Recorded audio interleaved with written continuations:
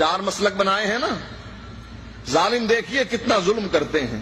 کہتے ہیں چار مسلک چاروں پر حق. کس کا؟ امام ابو حنیفہ کا، امام شافعی کا، امام مالک کا، احمد ابن حنبل کا. چار مسالک ہیں، چاروں پر حق. محمد الرسول اللہ کا مسلک کہاں گیا؟ صفحہ ہستی سے مٹا دیا. وہ شروع سے تھا، اس وقت سے تھا جب جبریل اقرأ بسم ربک الذی خلق لے کر اترا تھا. یہ اس مسلک کی بنیاد تھی، یہ پہلی آیت تھی، اور اس کا اختتام احکام کے لحاظ سے اس آیت نے کر دیا الیوم اکملت لکم دینکم واتممت علیکم نعمتی ورضیت لکم الاسلام دینا. یہ دین محمدی تھا جو حنفیت سے پہلے تھا، شافیت سے پہلے تھا، مالکیت سے پہلے تھا، حنبلیت سے پہلے تھا، جس پر چلنے کی وجہ سے آسمان سے اللہ کے نبی کو یہ پیغام ملا ابو بکر فی الجنہ، عمر فی الجنہ، عثمان فی الجنہ، علی فی الجنہ، طلحہ فی الجنہ، زبیر فی الجنہ، سعید فی الجنہ، سعد فی الجنہ. عبد الرحمن ابن عوف اور ابو عبیدہ بن جراح کے بارے میں ارشاد ہوا یہ بھی جنتی. وہ مسلک تھا یا نہیں جو نبی کے زمانے؟ اچھا، نبی کے زمانے میں صحابہ حنفی تھے، نقشبندی تھے، قادری اور چشتی تھے؟ بولیے نا. سہروردی تھے، رضوی تھے؟ نہیں. کون تھے؟ محمدی علیہ الصلاۃ والسلام. حضرت معاویہ رضی اللہ تعالی عنہ حضرت عبداللہ ابن عباس سے سوال کرتے ہیں، علوی ہو یا عثمانی ہو. علوی ایک نسبت تھی حضرت علی کی طرف کہ جو حضرت علی سے محبت کرنے والے ہیں وہ حضرت علی کی طرف منسوب ہو کر علوی کہلواتے، اور جو حضرت عثمان سے محبت کرنے والے ہیں وہ عثمانی کہلواتے. الیکشن ہوا تھا حضرت علی اور حضرت عثمان رضی اللہ تعالی عنہما کے درمیان. بعض لوگوں نے جو حضرت علی سے محبت کرتے تھے حضرت علی کو ووٹ دیے، اور اکثریت نے حضرت عثمان کو ووٹ دیے، کیونکہ یہ اکثریت حضرت عثمان سے محبت کرتی تھی اور سمجھتی تھی کہ خلیفہ برحق حضرت عمر کے بعد جن کو خلافت ملنی چاہیے وہ یہی ہیں حضرت عثمان. اسی نسبت سے بعض علوی بن گئے، بعض عثمانی بن گئے. حضرت معاویہ پوچھتے ہیں عبداللہ ابن عباس سے، نبی کے چچا کے بیٹے سے، علوی ہو یا عثمانی؟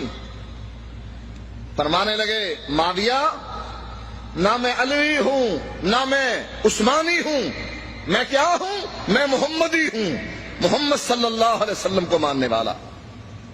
یہ مسلک موجود تھا یا نہیں؟ بولیے، یہ مسلک موجود تھا یا نہیں؟ جس مسلک پر چلنے والے نے حضرت عمر کے فتوے کو رد کر دیا تھا. کیا کہا؟ ابو کا یمنا و انتا تتمتع، تیرا باپ تو حج تمتع سے منع کرتا تھا اور تم حج تمتع کرتے ہو. کیا کہا تھا عبداللہ ابن عمر نے؟ بخاری کی روایت ہے، امر ابی یتبع امر رسول اللہ صلی اللہ علیہ وسلم. مجھے بتاؤ میرے باپ کی بات چلے گی یا محمد الرسول اللہ کی چلے گی؟ اس کا معنی یہ ہے کہ صحابہ کے زمانے میں یہ مسلک موجود تھا، تابعین کے زمانے میں یہ مسلک موجود تھا. جب حضرت عبداللہ ابن عباس ایک مسئلہ بیان کرتے ہیں، جواب میں کہنے والا کہتا ہے ابو بکر نے یوں فرمایا، عمر نے یوں فرمایا، تو عبداللہ ابن عباس فرماتے ہیں مجھے ڈر ہے کہ کہیں یہ کہنے پر کہ میں نبی کی حدیث پیش کرتا ہوں اور تم ابو بکر اور عمر کا قول پیش کرتے ہو، مجھے ڈر ہے کہ یہ کہنے کی وجہ سے تم پر آسمان سے پتھروں کی بارش نازل نہ ہو. صحابہ تابعین کے زمانے میں یہ مسلک موجود تھا جس کا نام محمدی مسلک تھا. مٹا دیا نا. کہا چار ہیں، چاروں برحق. پانچواں کہاں گیا؟ محمدی مسلک. کہا نہیں، حرم میں چار مصلے بچھائے گئے تھے نا، کہ یہ حنفیوں کا، شافیوں کا، مالکیوں کا، حنبلیوں کا چار مصلے بچھائے گئے. پانچواں کہاں گیا؟ کہا نہیں، اس کو مٹا دو صفحہ ہستی سے. تم اس کو مٹانا چاہتے ہو، اور رب فرماتا ہے وَرَفَعْنَا لَكَ ذِكْرَكَ، ہم تیرے ذکر کو بلند کرتے رہیں گے. جہاں اشہد اللہ الہ الا اللہ آئے گا وہاں اشہد ان محمد رسول اللہ بھی آئے گا. دنیا مٹانا چاہے یہ مسلک مٹ نہیں سکتا. اللہ کے نبی فرماتے ہیں لا تزال طائفۃ من امتی، میری امت میں سے ایک گروہ ہمیشہ حق پر رہے گا. نبی کے زمانے میں بھی، صحابہ اور تابعین کے زمانے میں بھی، تبع تابعین کے زمانے میں بھی، ائمہ دین مفسرین محدثین کے زمانے میں بھی ایک گروہ ہمیشہ حق پر رہے گا. یہ حدیث ہے جس پر محدثین فرماتے ہیں، امام بخاری فرماتے ہیں، یزید ابن ہارون فرماتے ہیں، علی ابن مدینی فرماتے ہیں، دیگر محدثین جس کے اقوال کو خطیب بغدادی نے فضائل اہل حدیث کے نام پر جمع کیا ہے. کیا فرماتے ہیں کہ اس سے مراد، بلکہ احمد ابن حنبل نے فرمایا اگر اس سے مراد اہل حدیث نہیں تو مجھے کوئی علم نہیں کہ اس سے کون مراد ہے.